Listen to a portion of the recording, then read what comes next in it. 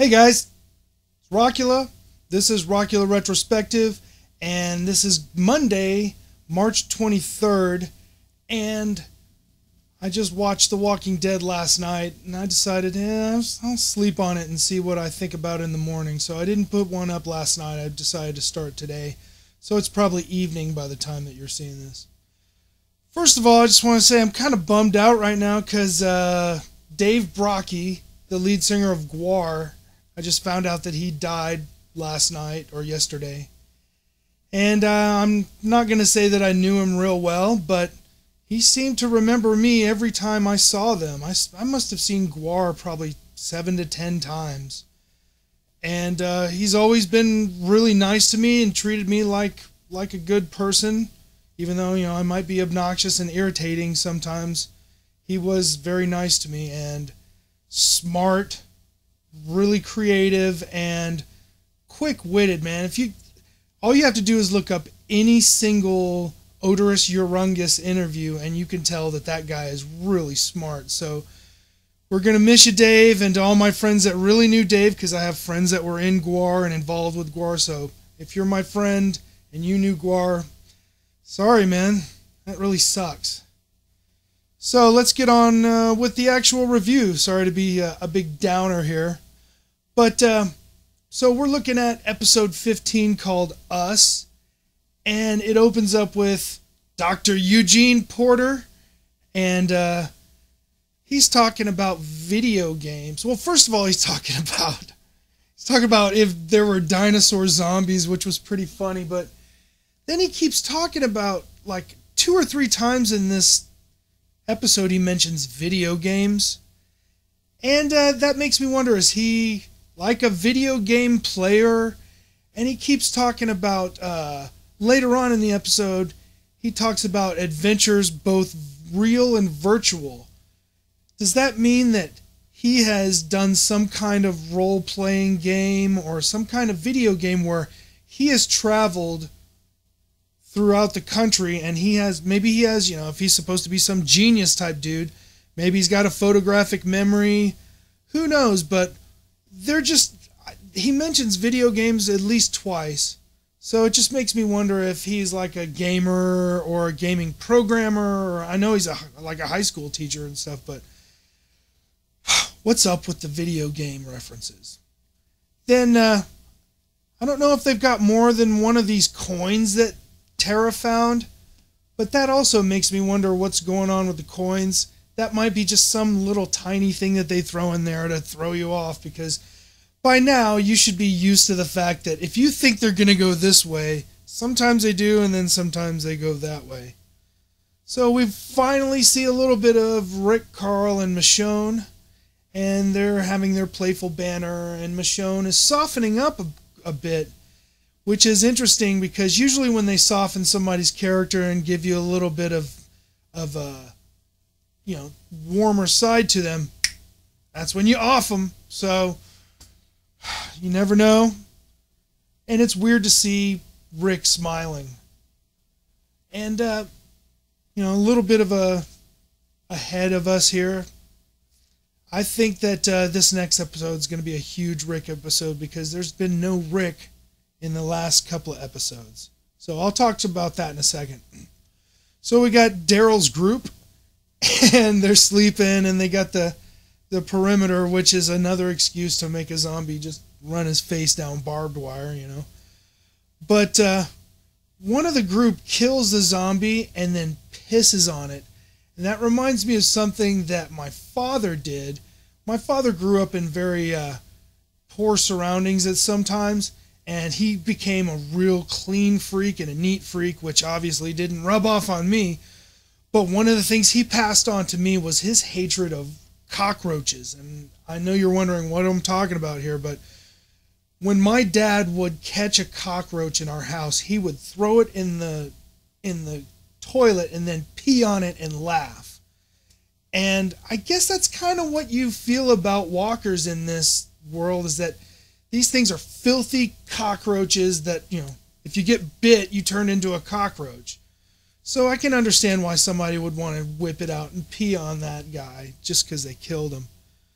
And you got Daryl, and I can't figure out if the guy's name is Len or Lem with an M or an N, like Lenny and Squiggy, or Lem like Lemmy, you know.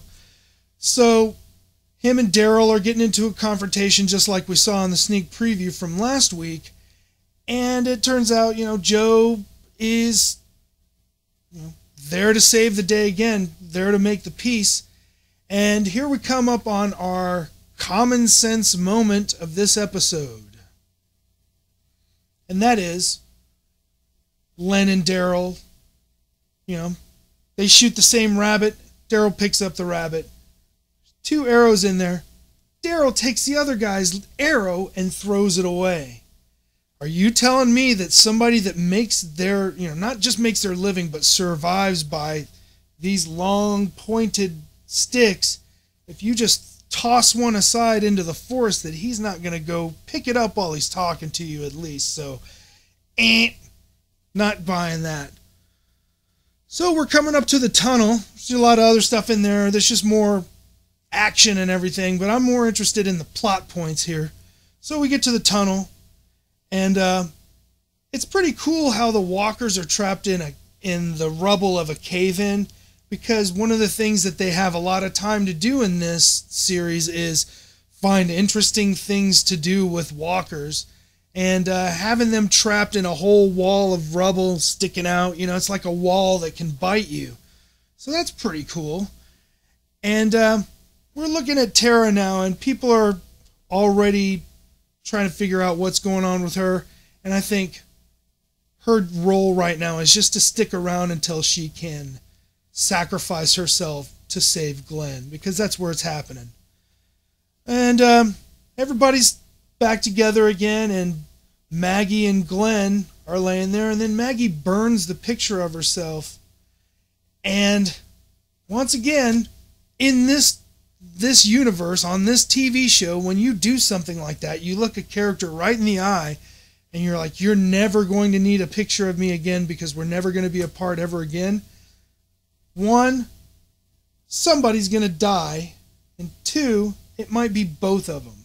So, you know, Maggie doing that with Glenn is almost like saying, don't get used to this picture because we're all going to die soon. I don't know. It's just one of those things. They've got me second guessing myself, and that's really good. So the thing that we're talking about with Joe is that he's establishing that he's got leadership skills, and he's really adept at judging character. And one of the things that shows us that is he talks to Daryl and he says, ain't nothing sadder than an outdoor cat that thinks he's an indoor cat. And what he's doing is addressing Daryl's internal conflict, and he can tell that Daryl wants to join a group and doesn't want to join in. Everything is just completely swirling around in his head. And let's go back to look at the other thing that Len said earlier with, you know, have they been tracking him? Because he knows that Daryl's conflicted, and maybe he's seeing him going in and out of this group and trying to figure it out. So then we see that Len has planted the one half of the rabbit that Joe chopped in half, and he planted it in Daryl's bag. We get the big confrontation then, you know, what we thought, or what I thought. Once again, I'm wrong, and this show proved me wrong. We find out that Len has planted the rabbit on Daryl so that he can get him beat up, and shows that Joe is a trustable, reliable person, and that he means what he says, and he's a man of his word, because he's been watching Len this whole time, and he says it. He's sick of his lying. Watched Len plant that rabbit on Daryl, established that Daryl's a good, you know, not a good guy, but an honest guy. And he also insinuates that Len might have been a cop. And one more thing about Joe is that it looks like he's already been to Terminus, because when Daryl asks him about Terminus, he says it's not for men like them. And that, you know, I think he's been there before, and I think something's going on in Terminus where people like Joe aren't welcome. So the reason they are headed to Terminus is because they're trying to find Rick. And that's where we're going to head into potential conflict at Terminus, because we obviously know Joe isn't going to Terminus to be at Terminus. He's going there to find Rick, which means, something's going to happen confrontation-wise. But here's another thing that, since we've already established that Joe's a man of his word, and that he's a solid guy, maybe he'll see that, we didn't think that Tyrese was going to forgive Carol. What if Joe is a reasonable guy, and if, they get the drop on Rick, they're about to kill him, and he gives Rick a chance to explain, maybe he'll give it up. You never know. And so we're going to be coming up on the midweek episode pretty soon, and I'm going to talk to you guys about more research that I did on this episode and what everybody's talking about on the internet and all the reviewers. And I'm also going to see if I can find out who's driving that Cadillac with Beth in it. Because now that I've been hearing all the things swirling around about people in the comic books and a reverend and this and that, formulating that I bet you that it's some kind of reverend, kind of Jim Jones mind warper type guy. When the crew gets to Terminus, there's food, there's meat on the grill, and everybody's talking about these cannibals. So right now, when I'm adding all this stuff up, I think the reverend guy has the kidnap factory at the mausoleum. He kidnapped Beth. He runs Terminus, and the kidnap factory is for food. They're kidnapping people, cooking them up. Either that or they give them a choice. They either stay here, be one of us, or leave, and then when you try to leave, they cook you.